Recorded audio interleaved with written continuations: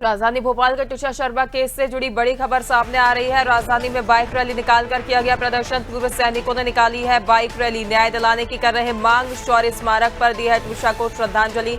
तो देखिए, तुषार शर्मा केस से जुड़ी बड़ी खबर हम आपको बता रहे हैं, जहां राजधानी में बाइक रैली निकालकर प्रदर्शन किया जा रहा है। अब तुषार शर्मा की संदिग्ध मौत का मामला लगातार तूल पकड़ता हुआ नजर आ रहा है और जगह जगह से तुषार को न्याय दिलाने की मांग उठाई जा रही है। राजधानी में बाइक रैली निकालकर प्रदर्शन किया जा रहा है। पूर्व सैनिकों ने निकाली है बाइक रैली। न्याय दिलाने की मांग की जा रही है, जहां तुषार को न्याय दिलाने की मांग तेजी से उठाई जा रही है। और बता दें कि अब 8 दिन बीत चुके हैं और अब भी तुषार का शव लेने से परिजनों ने इनकार कर दिया है। परिजनों का कहना है कि जब तक तुषार को न्याय नहीं मिल जाता, वे तुषार का अंतिम संस्कार नहीं करेंगे। शौर्य स्मारक पर तुषार को श्रद्धांजलि दी गई है और लगातार तुषार को न्याय दिलाने के लिए मांग की जा रही है। वहीं इस पर अधिक जानकारी के लिए सहयोगी दिव्या हमारे साथ जुड़ गई हैं। दिव्या, देखा जा रहा है तुषार शर्मा की जो संदिग्ध परिस्थितियों में मौत हुई थी, ये मामला अब तूल पकड़ता हुआ नजर आ रहा है, लेकिन जो न्याय में देरी हो रही है उसको लेकर कहीं ना कहीं चिंता का विषय है। लोगों की ओर से लगातार मांग की जा रही है कि तुषार को न्याय दिलाया जाए और उसी संदर्भ में ये बाइक रैली भी निकाली जा रही है।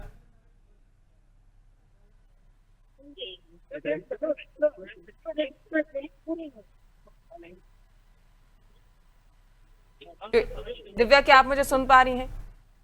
हाँ पल्लवी, मुझे आपकी आवाज आ रही है। मैं अभी इस वक्त खड़ी हूँ उस बाइक रैली के साथ जो तुषार के न्याय के लिए मांग निकाली गई। जैसे भूतपूर्व सैनिक है और उनकी बाइक के आगे लिखा है तुषार के कातिलों को बेनकाब करो। और देखिए कि कितने एक लंबे समय से ये लोग लड़ाई लड़ रहे हैं कि उसको न्याय मिल पाए। और एक पढ़ी लिखी लड़की, जो मॉडर्न लड़की थी, वो एक जो दहेज की प्रताड़ना की नाम उसकी हत्या हो जाती है कि आत्महत्या होती है, वो अभी भी प्रश्न चिन्ह बना हुआ है। और आज भी उसकी मौत का कारण क्या है वो संदिग्ध है। अब मेरे साथ यहाँ बात करने के लिए कुछ भूतपूर्व सैनिक है जो न्याय के लिए ये रैली निकाले आए। सर, आप लोग ने बॉर्डर पे बहुत लड़ाई लड़ी है, देश को आजादी दिलवाई, देश को दुश्मनों से बचाया है, आज सड़कों पे उतरे हो, क्या कारण है?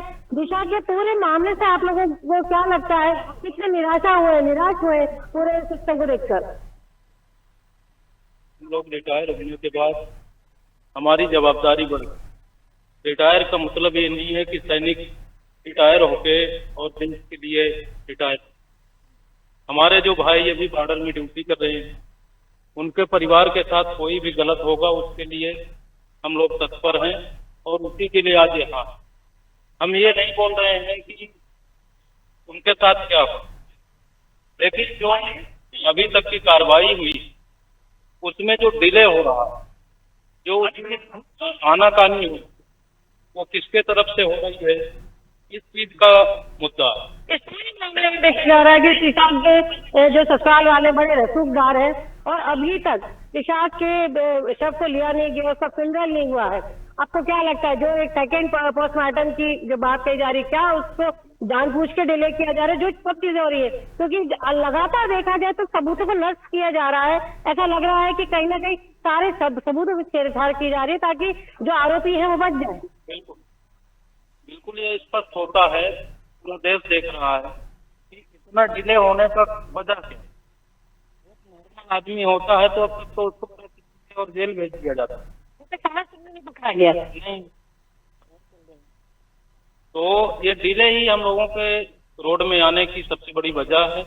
और जुडिशरी है या इन्वेस्टिगेशन एजेंसी है, उनसे हम लोगों का यही निवेदन है। हम लोग यहाँ आए हैं डीजीपी साहब के पास, मुख्यमंत्री जी के यहाँ और माननीय राज्यपाल के यहाँ कि इस मामले में आप लोग का ध्यान दें और इसको तत्काल प्रभावी तौर पर इसमें सुनवाई तक कहीं पे भी पॉजिटिव रिस्पांस मिला है? आगे किसी ने आपकी बात सुनी है कि इस पे जो अब होगा वो न्याय संगत होगा? जो मतलब जो चीजें अभी तक हो रही है एक तरफा हो रही है या जिस तरह से मैनिपुलेशन हो रहा है वो नहीं होगा, ऐसी कहीं कोई आप लोगों को अभी तक मिली, कहीं आश्वासन मिला? हमारे मेजर जनरल श्याम श्रीवास्तव साहब अभी डीजीपी साहब गए हुए हैं, इसे मिलेंगे, वो बातचीत करेंगे, आगे क्या आश्वासन मिलता है उसके बारे में फिर आपको बताएं।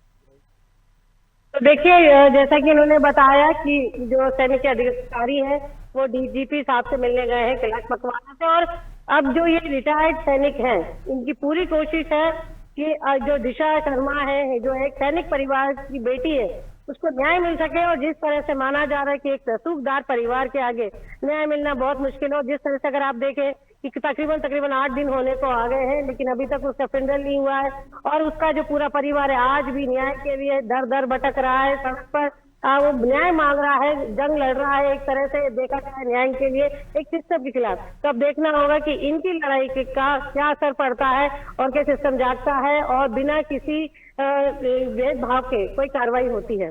बिल्कुल, निश्चित तौर पर दिव्या देखा जा रहा है कि न्याय की मांग उठ रही है और अब देखने वाली बात होगी, क्योंकि जिस प्रकार से प्रशासन की कार्यप्रणाली पर सवालिया चिन्ह खड़े होते हैं, देखने वाली बात होगी कि कब तक ट्रिशा को न्याय मिलता है। आपका जुड़ने के लिए, जानकारी साझा करने के लिए बहुत धन्यवाद।